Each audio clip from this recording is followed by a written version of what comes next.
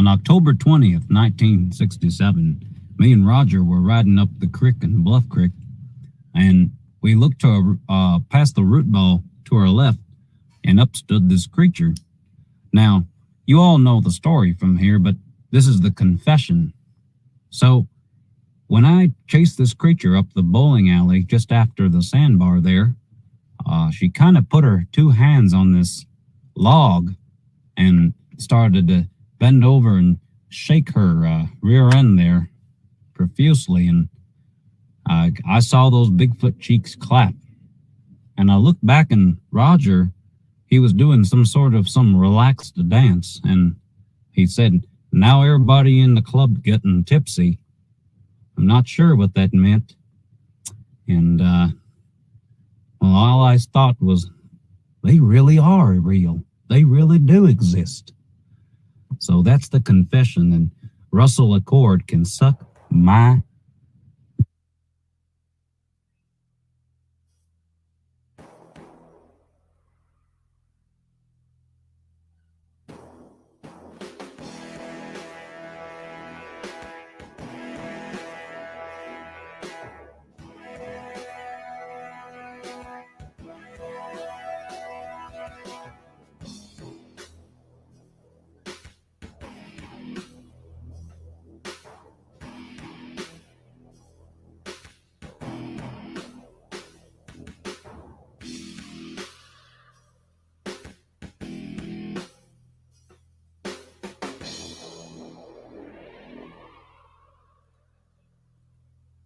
Welcome, everybody, once again to the Squatchers Lounge podcast. That's right. I'm your host, the Reverend Captain Two Gun Kelly. That's right. If you don't know what the two guns are about, well, you just don't know. Welcome back to the show, everybody. We're going to do a post-camping, yearly camping update. The annual camp out, unfortunately, did get moved from the Pi campground due to the Dixie fire, the car fire. I don't know. One of them damn fires just burned the shit out of the road getting in there. We couldn't get in there. So we had to sit back and punt up until about 7 days before the camp out. We ended up finding a place just west of Redding down 299 in the Trinity Basin, right on the Trinity River near Douglas City. And the place we actually stayed was called Douglas City Campground, and oh my god, what a perfect, literally, like, it's a perfect place to take a family and hang out for 2 weeks. I mean, there's steelhead fishing, salmon fishing, trout fishing, literally within 300 yards of any campsite that's there. There's more than one spot to fish. There's swimming, there's hiking, there's gold, there's flushing toilets and running water. I mean, that's not just vault shitters, but literally actual flushing shitters. It was fabulous. They have showers, but mind you, they're closed due to COVID. Apparently, the COVID vaccine can't get through the little vent that goes next door to the toilets or something. I don't know. Apparently, they don't want you to take a shower during COVID there. Okay. Whatever. We bathed in the there was a lot of junk washing happening in the sink, in the running sink. I can promise you that. A lot of river bathing was going on as well. The water was just perfectly crystal clear, colder than shit, but crystal clear. A little hotter than I'd like to have been. And we were hoping it would be 10 degrees cooler up there, but it reached the low 90s during the day, but it didn't stay there like it does here in the valley. I mean, by 3-4 o'clock, it was already back down into the 80s, and at night it was down into the 40s. It was quite cool and comfortable. Oh my god, bear, bobcat, mountain lion, the raccoons, fox, deer. Well, I'm sure I'm missing some, but I found all of those tracks actually local, right in and out of the campground. Day one, I decided to move fishing holes. Mary and Aaron Duncan, they came down from Southern Oregon there to join us, and it was absolutely fantastic. They met us there on Tuesday morning, and At one point, I had gone to move fishing holes and found myself walking down this trail just nonchalantly, do, do, do, do, do, do, do. And then all of a sudden, this trail went from up here to down here. And you couldn't walk through it anymore. And that's when I realized, oh, crap. I'm on a bear trail, and it's like, 7 o'clock, 6:30 in the morning. I mean, it's freaking the wrong time to be on a bear trail. Let's just put it that way. So I I back out pretty quickly, and I go around. Then there's another trail over there. So I decide to walk down that trail, and I get about, 20 yards down it, and bear shit. Big old pile of it. So I'm on another bear trail. Apparently, all of the trails around this park are bear trails because they just don't give a damn. Where's the 200-pound black bear shit? Anywhere it wants to. Just a fabulous camp. It was $10 a night. I mean, seriously, a campsite was $10 a night. I don't know that you can get any cheaper than that. And it was worth every single penny of it. They take that money, they put it into the park. The park was clean, it was maintained, the sites were taken care of, they were level, there were places to put your tent. The trash was taken out of there. We were there for 5 days, and really, other than the city workers that like to use that as a base station for equipment and use loud beep, beep, beep, beep at 7 o'clock in the morning and jackass couldn't back up. Yeah, that and the leaf blower at 9 a.m. was probably the only two complaints we had all week. I mean, really. So Thursday night, we're sitting around, and this car pulls up, and poof, out jumps this giant Viking. There is Kenneth Reif. He is on site at the Squatchers Lounge at camp out. Also, Brown Dwarf showed up actually a couple of hours earlier than that and joined us in camp with his wife, Misu. His girl, Miso, not Misu soup, Miso. Or is it Misu? No, it's Misu, not Miso. Right. Misu was there for a little while, and she left Glenn to hang out with us, and we went down to the river and went swimming and everything. And then when we got back to camp, boom, Kenneth the Viking shows up. That's right. As you know him here in the chat room, Don Reif. We call him Don the Viking, but apparently Kenneth is what he likes to go by. So I'm good with that. If you've been into the Squatchers Lounge Facebook group, you will have seen the pictures of us all hamming it up and doing the whole Viking thing at camp. Had a wonderful dinner that night of elk sloppy joes. Yeah, that's what it was. And of course, everybody loved the Reverend Pickles. The Reverend Two Gun Kelly special pickles came out, and everybody had my pickle in their mouth. I don't know what to tell you. It was a hell of a good time. Everybody kind of hung out until nighttime, and after dark, it was a really good time. We sat around, we talked, we told stories. It just was one of those times that it was fabulous. I wish more of the Squatchers Lounge would have been able to show up to it. Maybe next year. I keep telling you guys every year how fantastic this camp out usually is, and I get a bunch of takers in the beginning, and then I get a bunch of people that bail on me for one reason or another. And I get it. It's a long way for a lot of people. And it costs money to get out here. I get it. So, whatever the case may be. Yeah, his mouth was full of the Reverend's pickle slices. Yeah, that's right. That's right. Everybody loves the Reverend's pickles. We had 6 dogs in camp and a crazy cross-eyed cat. Gray wolves that ran through the camp at night was actually, I forgot to put the dog food up in the bear box. So one night we had the gray foxes literally like 3 feet from my tent eating out of my dog food bowl.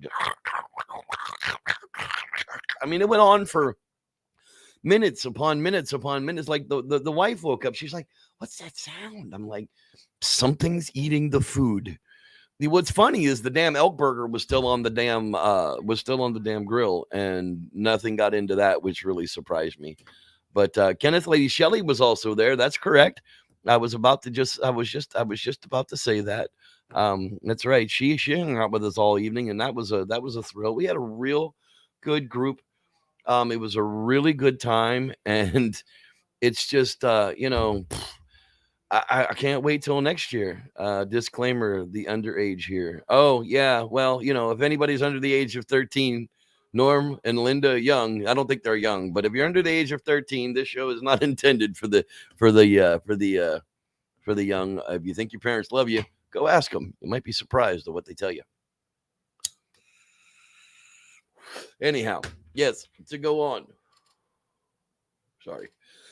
My back's been killing me and I had to medicate a moment. So Friday, Wednesday, Thursday, we fished. I hooked up. First day I got there, on Tuesday, I went out and threw my rod and something really hooked up to it and snapped the tip off of my Zebco 202. Just pink right off. So that was the end of that rod. But luckily, last year, or the year before, can't remember, Miss Mary Duncan brought me a gift of a Eagle Claw collapsible that happened to still be in the car. So there we go. We are back in business. And yeah, we got to fish. I didn't land any. Everything had to be a crushed barb out there because of the Chinook salmon that were in there. So I crushed all my barbs. And it was tough to land a fish. It was a lot of hookups. There was a lot of bumps. There was a lot of flashes. A few things coming circled, and you see a tail, you see a big old silver side. But unfortunately, I just didn't get to play anything all the way into the beach. But I had them on there. They were fun. Next year for sure. I will definitely be going back there for steelhead fishing at some point, even if it's just like a 2 or 3 day trip up there. It's going to absolutely be worth it. So if you didn't go, you missed out on a hell of a good time. But we were all thinking about all the Squatchers people, all the Squatchers Lounge people, while we were out there. We talked about a bunch of you guys, and we had really hoped that you'd be able to come. So next year, I'll let you know where it's going to be. It very well could be. Now, we talked about this, doing a trip to stay in Willow Creek in that area and do some squatching and actually take a day trip up to the Bluff Creek film site and back. Louse Camp is tough to stay in. There's no facilities. It's a blue swimming hole and not even a vault shitter. It's literally like it drops through the outhouse into a box. It's not very pleasant. It's not for old people. And I'm getting to be one of them. So yeah, don't really want to stay at Louse Camp with a bigger group than that. But there's a few really cool things, really neat places to stay in Willow Creek, and maybe we will set that up to be next year's excursion, most likely in August. August would be a good time to be there because the valley sucks in August, but I won't know until the beginning of the year. So that's when we'll start to think about that. Remind me if I'm missing anything, you guys. I as far as the camp out went, yeah, no, had a really, really good time. That's what mattered most. Connected with nature and chilled, and just that's it. Had a really good time. So come with us next year. Seriously, we could have had 8 people on each site. There was plenty. You could have thrown up an extra. We could have had 3 tents, 8 people. You pay for an extra car, you park it over by the bathroom, and it's right there. But Tweaker selling drugs across the way. Yeah, unfortunately, somebody had a whole lot of 10-minute traffic in and out of a campsite over there, and that kind of really sucked. That last night was kind of a little rough. But hey, they can't all be winners, Jimmy. Sprinkles are only for winners. Yeah. Other than that, I think we're in good shape. Let's get about it tonight. Tonight I wanted to sit in and talk about, Bigfoot. Do they bury their dead? Yeah, I don't know. Let's analyze it here for a moment. We don't find Bigfoot bodies. Why don't we find Bigfoot bodies? Well, apparently, something happens to those bodies. Do those bodies go into a hole? Do those bodies go into a cave? Do those bodies go into their bellies? As Cameron says, are they cannibals? Do they eat the dead? It's very possible. But the stories of Bigfoot eating the dead are out there. Like literally, there's burying the dead. There was just a breakdown video on on somebody finding a Bigfoot grave in Mississippi.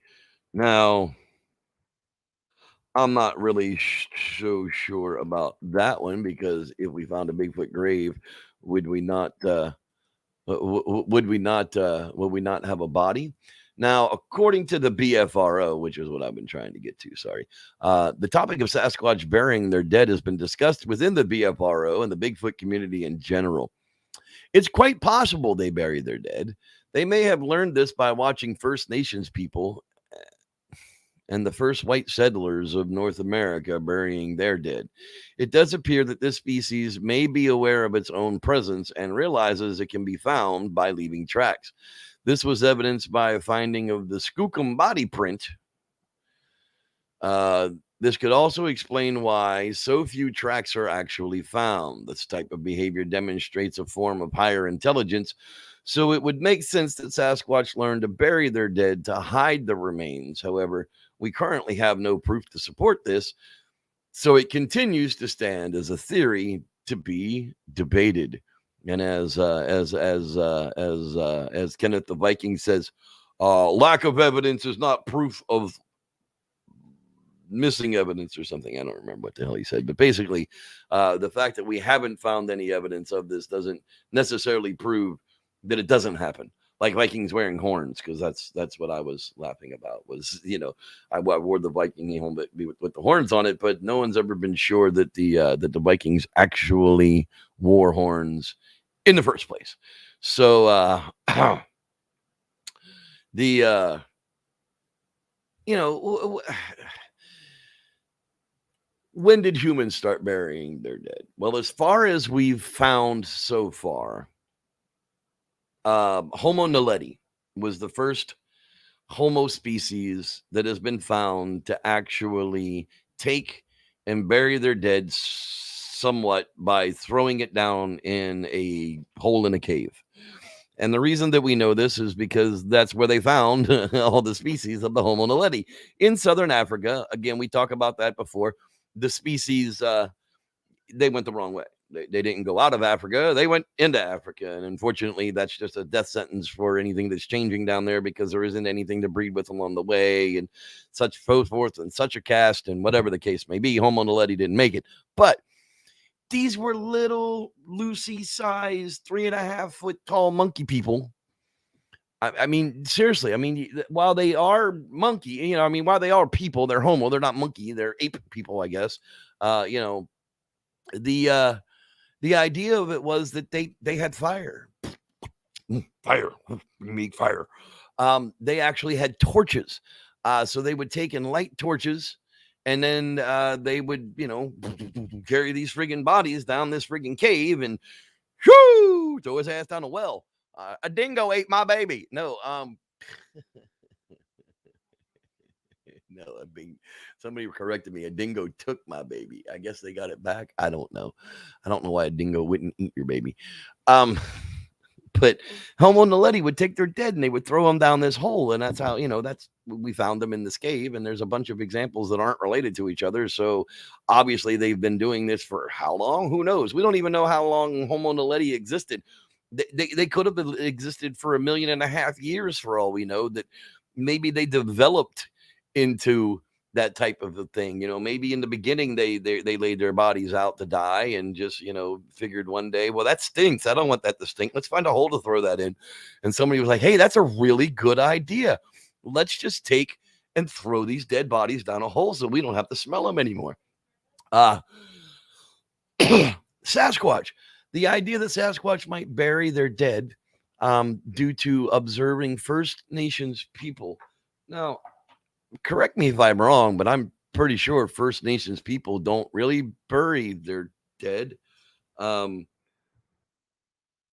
going to check to see which ones do. Yeah, no, indigenous people, some of the tribes bury their dead in caves or ravines, walled in with rocks, some in trees, on a scaffold. Yeah, like, you know, there aren't a whole lot of them that actually put them in the ground. And when they do, they usually build some kind of a monument around it, so it's actually exposed. The only ones that kind of lay them under the dirt were, colonial Europeans would have come here, and they may have seen that, but something like that doesn't develop over just a very short period of time. It would take some. It would definitely take a reason. I mean, why would you want to bury your dead? I mean, we bury our dead in remembrance and memorandum, so that we can, go there and cry over how good grandma was to us. I'm not really sure why we bury our dead. I don't even know why we embalm them. Why do we embalm the dead? Why do we want to delay the process of them decaying in the grave? They're dead. Let them decay and become worm food and go back to anyhow. Sky burial for me. Go ahead and send me to Mongolia. Send me up there with the carrion, and they can just pick my bones away, and y'all can, make stew out of my bones for all I give a flying crap. I'm dead and gone. But I digress. Back to it's a Zippo. It's a Bic, of course. I don't have a Zippo. Only cigarette smokers have Zippos.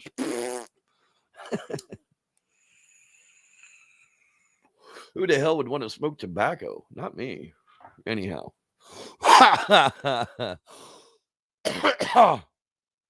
Oh, Dean's checking out, so he's got to get to bed early. I love you, buddy. Go to bed. Let's go ahead and let's go ahead and do check-ins here real quick while we're at it. Tim McCune, the Reverend Tim McCune's in the house. Hello, Tim. Ken the Viking. Hello, Ken. Ken, right? We're back. Is it Ken? Is Ken okay? I don't know. That asshole Jeffrey Kelly just won't leave people alone, man. I swear to God. There's Mr. Shane Barber's in the house. Hello, Shane. Frank G. Man, it's late. I know it's late or it's early. It's one or the other. And of course, we've got Aaron and Mary Duncan. They've always checking in.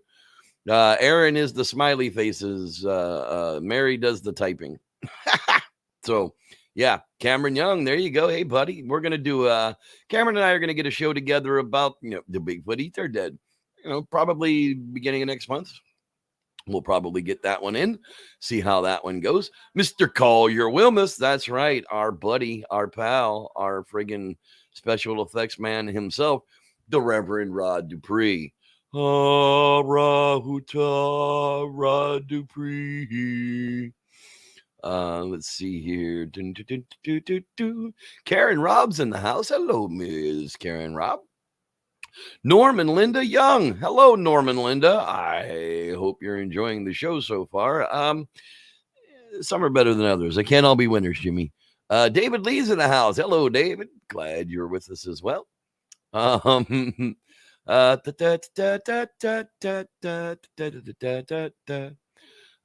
you haven't said hi to me, I don't know you're in here, so I really can't say hi back to you. I'd like to. Let's see here. Looks like it might be it. We're missing Mr. Fang. Yeah, I know who that guy is now. Crackhead. Grasshopper. Hello. So glad you could join us as well. I think that is everybody. Pipe up if you come in late. I'll be happy to give you a shout out. All right. Well, you know what? This is probably a really good time. Let's go ahead and do our Quasi Rewind. I don't know. Dean's already probably gone back to bed for us, but let's take a moment and listen to Old Fool. And now, Quasi Theories from a Quasi Scientist with your host, Dean Cooper.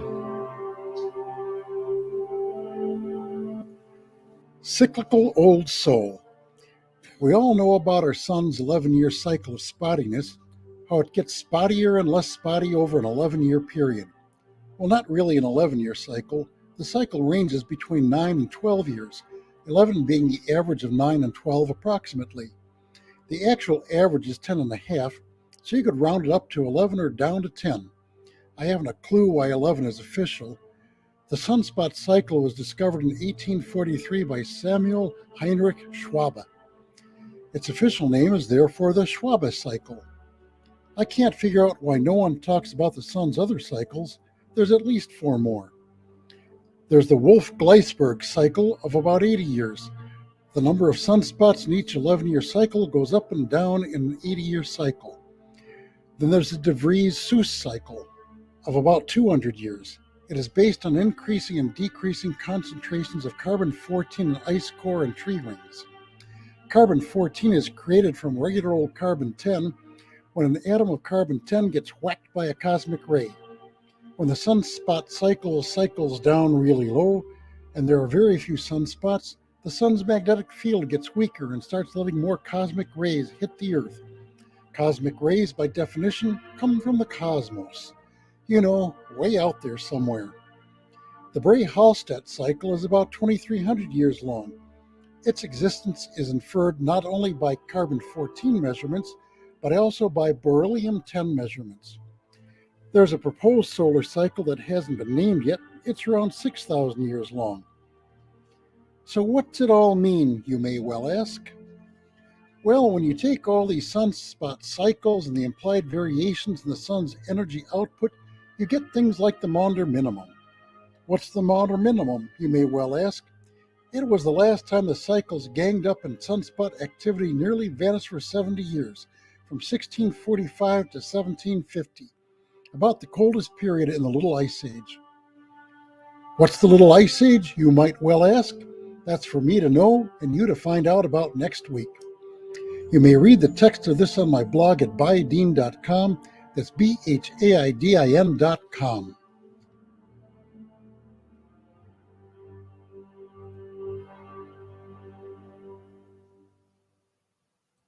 Bhaidin.com. That's right. Harry Man, Hoaxes and Hoodwinks. Hello there. Hiya, right back. Glad you are joining us tonight as well. I was, when we were down at the campground, I was actually talking to one of the government guys. They had, I don't know whether they were fish counters or what they were doing, but they were running up and down the river and floating down the river, doing floats, checking on fish, whatever. And they were telling me about the steelhead that were just in and out of the river there going crazy. But the numbers of steelhead that, even though there were a lot of steelhead in and out of this area, it's nothing compared to what it used to be 11 years ago. So I asked him what the water cycle period was in this location, to which he didn't have a response. He looked at me puzzling. I'm like, the world, the entire ecology, everything works in a cycle. It builds and then it falls. So water levels here in California, although we are in drought years right now, have actually been building towards water years.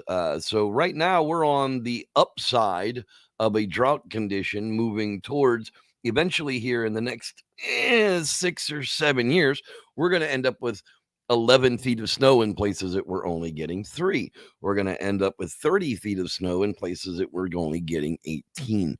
So the cycle builds up to that. It'll fluctuate a couple of years, and then it'll start to fall back down again. Everything flows in a cycle. So I asked him what the water cycle was in this particular location. Of course, I had to explain to him that, there's no water in the rivers, so less fish come in from the ocean, and that's why we don't have as many fish in the rivers that, to be able to come up that far and respawn. I wouldn't be surprised if a lot of them don't stay out in the ocean, knowing that the water conditions aren't right, because the salination would be higher in the ocean. So that would cue them to stay the hell out there and stay the hell out of the shallow waters that aren't there. So global warming. When I was kid 20 years ago, it was global freezing. I don't think the climate's changed quite that bad with gases, but maybe, I don't know. So anyhow, the rise and the fall of the climate differences, climate change. Yes, we definitely have climate change, and that's the whole point. The sun cycles is what I was getting into it with, from Mr. Quasi Theory Man himself, Dean Cooper, of course. The sunspots, they rise and they fall, they rise and they fall, just like everything else in the universe works on some kind of pulse, whether it's tied to a gravitational movement. I don't know. There are way too many effects out there for my brain at 136 IQ to get. Einstein was, like 10, 15 points higher. So he got a lot more deeper crap than I do. And I don't want to hurt myself thinking about all this. But I digress. Do Bigfoot bury their dead? I don't know that they do. That becomes, part of the question. Where is that? Man claims he kills a Bigfoot and releases more pictures. That's old Ricky Dicky Dyer there. God, there's a lot of stories, and if you go into the Bigfoot Campfire Stories, especially that were inspired, a lot of them by BFRO reports. They God, what are we doing here? Trying to figure out why the broadcast has changed. I'm sorry. Give me just a moment. There we go. Okay. Sorry about that. Learning that we were talking about the Bigfoot may have learned to bury their dead by watching First Nations people. But again, if that were the case, Bigfoot wouldn't bury their dead all across the country. They would only bury their dead in the places that those Native peoples actually put their people in the ground, as we talked about. It has, they do it in trees. They'll do them on scaffolding. They'll throw them in a ravine. They'll put them up on a ridge. They'll throw a little dirt up in the air and say a prayer. And we're off. I mean, Johnny Depp lays a feather on their chest and kicks a little bit of dirt on them and gets moving because, they're gone. And the Native peoples usually, death was an okay thing. They understood death. They didn't, not like us where we want to friggin' embalm our people and keep them like they were when they were alive for like 40 years. It's crazy. I don't get it. Anyhow, back to digressing. A lot of the Bigfoot Campfire Stories that talk about burying the dead. I remember there was matter of fact, that's going to be tonight's Bigfoot Campfire Story. The story of the two sheep farmers who had no choice but to shoot on a Bigfoot, and they killed it and they buried it, and then the family came along and dug it up and took it away. Did they want to have their own ceremony? I don't know. I've seen turkeys doing dances around a dead cat, so I don't really know what animals, what's going through animals' brains. They want to lend that higher intelligence list to they want to add that higher intelligence to the list of Bigfoot attributes. But at the same token, being some type of a paranthropus, some side of a side species, they weren't ever really known for having big brain pans like the larger apes do of the Homo line and of the gorilla and the chimps and the chimpanzees, especially the chimpanzees. I mean, like I said, we've got 4 different types of chimpanzees that we know of. More than likely, there are other offshoot specimens of chimpanzees in the wild, much like we're learning of the orangutans, the Sumatran orangutans versus this orangutan versus this new one now that got cut off in a valley that they found. They just found like 1,500 new lowland mountain gorillas that they didn't know existed. So it like tripled the number of gorillas that are known now. There's like 3,000 gorillas in that. It's crazy the way the animal branching and all of that works. But again, we don't have any of the upper apes that really they mourn their dead. Chimps will like tear a body apart. I mean, they're and like eat it. They're not very, they have no couth on dead bodies. But most of the time, when it's that type of a thing, it's a brutal death. It was some kind of a fight, some kind of an aggressive response. Rocks, sticks. I mean, they will literally just beat one to death and then rip it into pieces and eat it. I'm kind of, I don't know where I'm at on this. I do know that it only takes about 21 days for any animal to kind of disappear in the wild. Guys, bloats, pops, insects get to it, carrion go back to it. Anything that hasn't been eaten before it goes rotten. There are scavengers out there. I want to say that it's the possum. They eat ticks and stuff, but they can literally eat like rotten meat and don't care. It doesn't make them sick. So it's kind of protection from the damn dog. I would wonder if it wouldn't come along more that way. I mean, one, they're very, very rare to start with. So here in California, we've got 40,000 black bear. Of those 40,000 black bears, some 1.2% of them are cinnamon, and 0.08% of them are blonde, and 11% of them are chocolate. And black bears aren't all just black. Where was I going with that? Oh, how often do you find a black bear dead in the woods? Any kind of black bear in the woods. In 40 years of running around the woods, I have found one dead black bear, and that was only because it was already rotten. It was smelling, and we chased down the smell to see what it was, and it was in fact a dead black bear. We marked it on the GPS. We didn't want to disturb it because it could have been a poach. We don't really want to be involved with that, but we marked it on the GPS so that come spring, we could go back and search that area, which would have been after the snow melt. We were up there late, so it would have been like the first week of October. Snows come in about October 15th, and we would have been back in there about June. That's literally how long it takes. So 9 months out. And from the snow, couldn't get in there. By the time we got back in there that spring in June, it was gone. Gone. No skull, no bones, no teeth. We think we found a segment of like fat and hair, but it was just so that you really couldn't tell what the hell it was.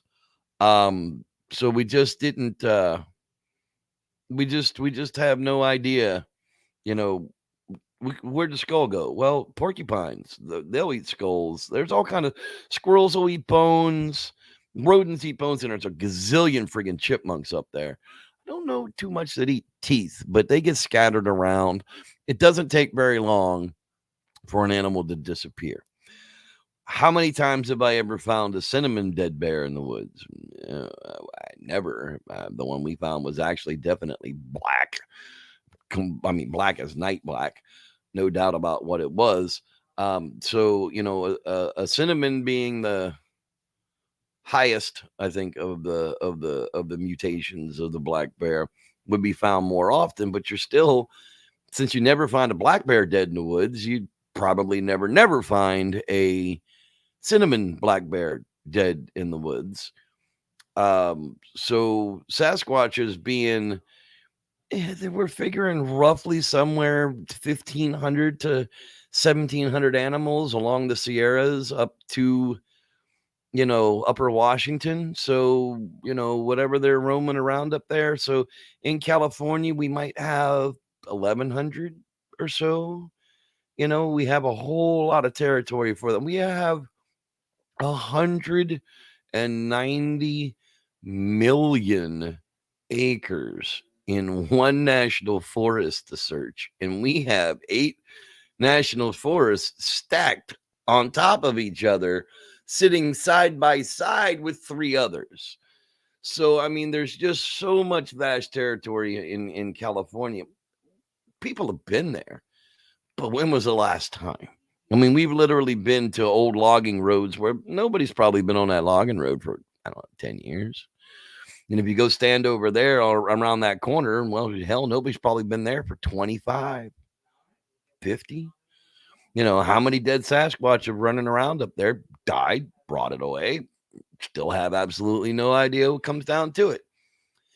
The idea of them digging out a pit, putting a Sasquatch in it, and then, maybe some kind of a ceremony as they all kick the dirt back in on it. There would have to be a witness. Somebody, I mean, I don't know. I mean, people have said that they've seen it, but in the same token, people believe that, Fox the Bigfoot stories were true. So some of it might be true, but I don't think he talks and asks for garlic. That's just my opinion on it. Anyhow, poor Carter lady. She's now got a closed brain injury. So we may never know. And with that, that's pretty much the way I'm looking at it. We're basically just gonna it has to still be there. I don't know. We need a little more evidence to say that they do.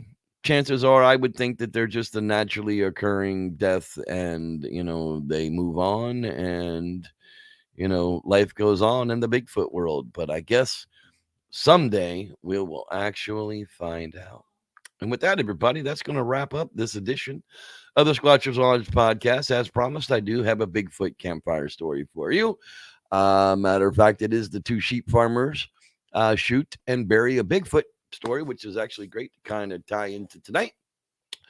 And I have good news. As of October,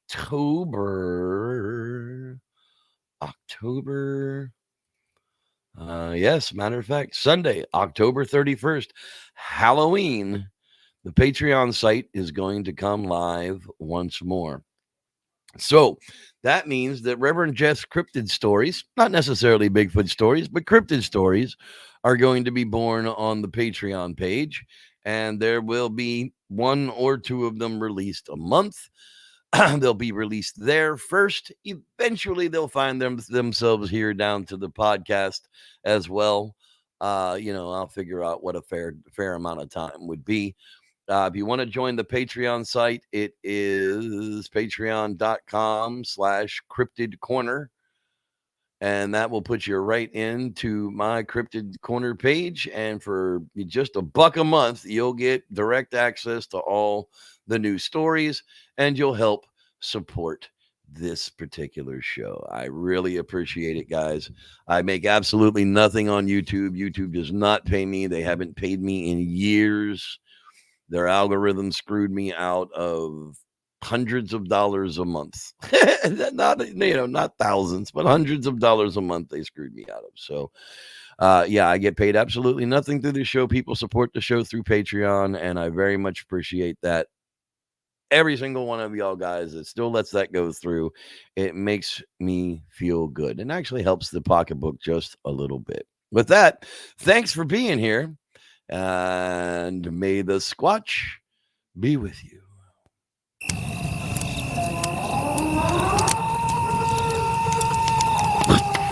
What the hell is that?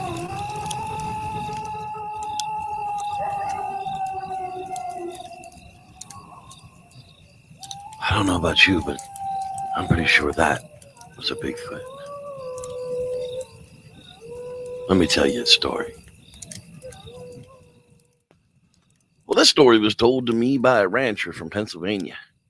During a rather pitiful wild food year, his sheep kept getting harassed, and every now and then one would disappear. Well, one night they stood guard to find the culprit and ended up with a story that's nearly unbelievable. Let's hear his story. Well, my family and I had been sheep farmers for a long time, as long as any of us can remember. My dad, granddad, great-granddad, we all worked the same hills. Over the years, we increased our land, and between the family, we owned a pretty big piece of the mountain these days. This particular year, it was dry. Drier than any of us could remember for a long time, anyhow. We gather the sheep every day, and we take a head count on every third day as to keep proper watch over the flock. It wasn't until we lost a couple of lambs that we started to think something was fishy.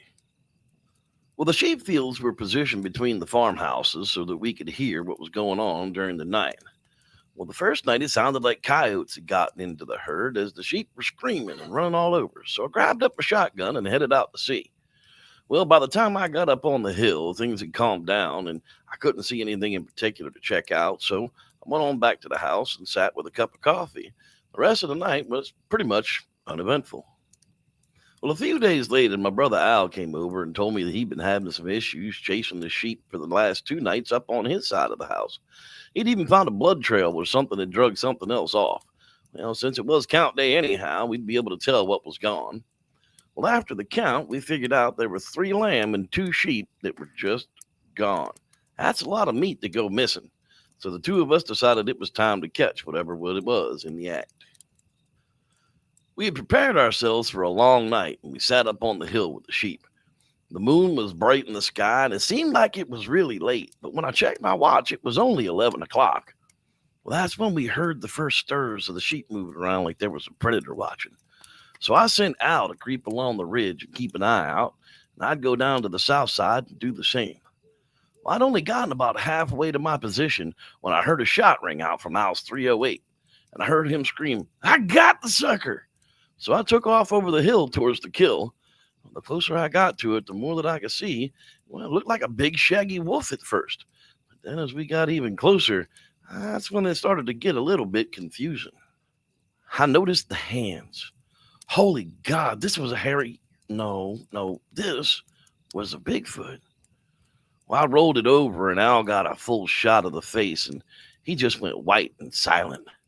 We had heard tales of them from even before the Indians lived here, but never we thought any of that was true. I started to get a little emotional on me and didn't know what to do next. So I asked him, I said, what we would have done if this was a wolf laying here. And he replied to me, he said, we'd bury it. Well, that's exactly what I suggested. The thing wasn't all that big, maybe 5 feet or so. It must have been a younger one. Well, like the tales we've heard, long arms, no neck, but we noticed that the thumb was weird too. Not quite in the place that a man's thumb is anyhow. Well, Al and I dragged the body over to the edge of the meadow, and I went back to the house to grab a couple of shovels. When I got back, Al was almost in shock, just staring at the body, saying, I shouldn't have shot. And he's really feeling bad that it was dead. I finally got his attention, and we dug it a proper grave. Then we put the body in it, putting the arms across the chest and covered it over with the dirt we'd pulled out of the field. We collected up our things and we went on back to my house for some coffee. We talked about it for hours into the night before we decided, well, we'd tell our father in the morning and show him where the body was. Well, first light came along and we drove over to Dad's to find him already on the porch with some coffee, waiting to hear what the shooting was about. Well, we gave him the story and told him where we had buried it. And Dad said he wanted to see it firsthand, so we loaded him up in the truck. We took him up on the hill. We got about 50 yards from the spot before we couldn't drive in no more, so we went ahead and got out of the truck. Well, as we approached the gravesite, that's when we noticed something was wrong. The grave had been disturbed. Hell, not just disturbed. That body was gone. Not a single thing left behind, but some blood-soaked dirt where the body had been laying. Dad and I, now we stood there on the hill for some time and decided that since there wasn't anything left to go on, best was just not to tell too many people about it and just keep out of trouble. So for years, that's exactly what we did. Although that sure did end the sheep stealing. Well, these simple farmers took matters to defend their flock, and sadly a Bigfoot was killed. But it makes one think just who or what took the body. Thanks for listening. I'm Reverend Jeff. And may the Squatch be with you.